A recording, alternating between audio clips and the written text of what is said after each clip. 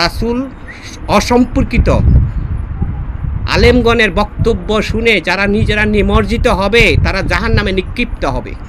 সুন্নত ওয়াল জামাতের আলেমগণ মাঝে মাঝে বলে এটা ইজিদি ইসলাম, এটা আল হাদিসের ইসলাম, বলে না এরকম?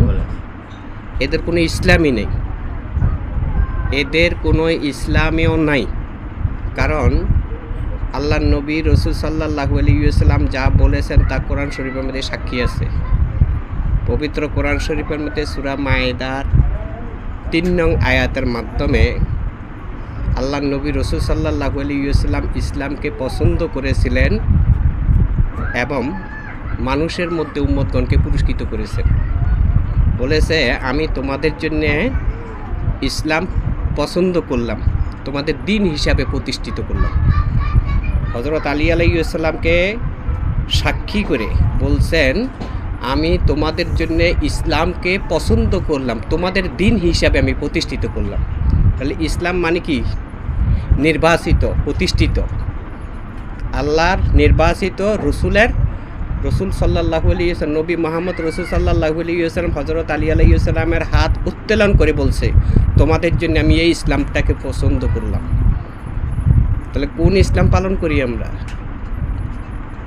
যদি আমরা ইসলাম পালন করি, খালি কোরআন পড়লে কি ইসলাম পালন হয়? নামাজ পড়লে ইসলাম পালন হয়? দল করলে ইসলাম পালন হয়? এটি কোনো ইসলাম না।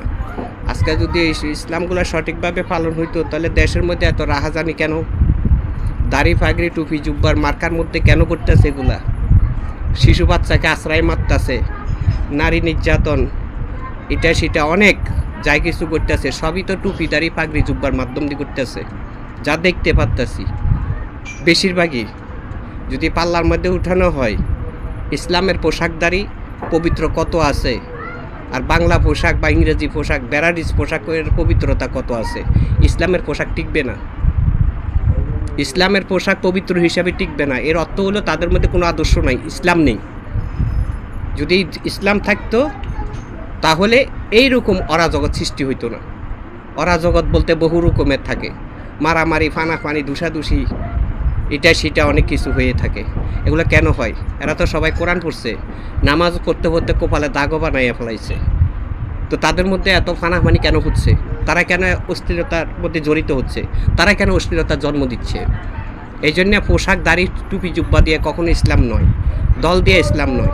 ইসলাম হইতে হলে অবশ্যই সম্পর্কিত হইতে হবে। রাসূল সম্পর্কবিহীন আলেমগণের কারণে সমাজে অশ্লীলতা সৃষ্টি হচ্ছে এবং তাদের বক্তব্য যারা শুনবে তারা জাহান্নামে নিক্ষিপ্ত হবে।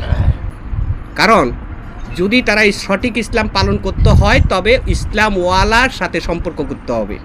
ইসলামওয়ালাগণকে আল্লাহ পাক রব্বুল আলামিন কোরআন শরীফের মাধ্যমে দেখিয়ে দিয়েছেন কখনো অলিগণ, কখনো নবীগণ। অলিগণের সাথে সম্পর্ক করলে রসুলের সাথে সম্পর্ক হবে এবং নবীগণের সাথেও সম্পর্ক হবে। নবীগণ আমাদের মধ্য থেকে বিলুপ্ত নন, তিনাদের ভালোবাসার স্মৃতি আমাদের কাছে আছে। আমরা অতীতেরকে স্মরণ করি, বর্তমানকে ফলো করি এবং সম্পর্ক করি।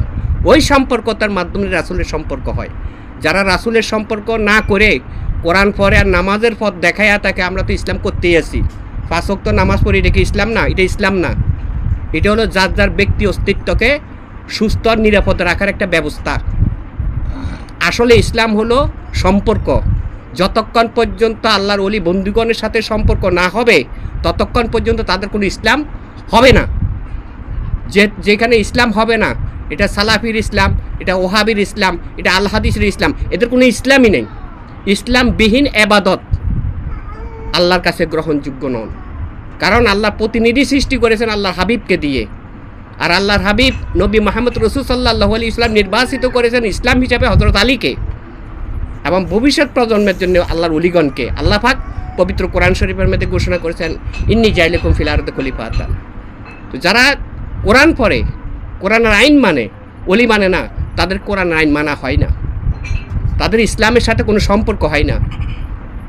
আজকে আমরা পোশাক দাড়ি টুপি জুব্বা এসব দেখলে আমরা একেবারে মজা যায়। এটা হুজুর, উনি যা কর সত্য কথা, যার কপালে দাগ নাই, মাথায় টুপি নাই, মুখে দাড়ি নাই, তার কথা তো এটা ইসলামের গ্রহণযোগ্য না। আর ইসলাম কি তোমরা কি বুঝো নাকি? ইসলাম তো অসম্পর্কিতর মধ্যে কোনো ইসলামই নেই। যেখানে রসুলের সাথে সম্পর্ক হয় নাই, শুধু কোরআনই পড়ছে, নামাজই পড়ছে, জিকিরই করছে, নামাজের পথই দেখাইছে, এখানে কোনো ইসলাম থাকে না। ইসলাম হইতে হইলে অবশ্যই আল্লাহর বন্ধুর সাথে সম্পর্ক করতে হবে। আল্লাহ সকলের মধ্যে শান্তির রহমত দান করুক। ইসলাম বুঝবো, আদর্শ আনবো। ইসলাম বুঝবো না, আদর্শিত হবে না, বিপদে থাকবে মানুষ।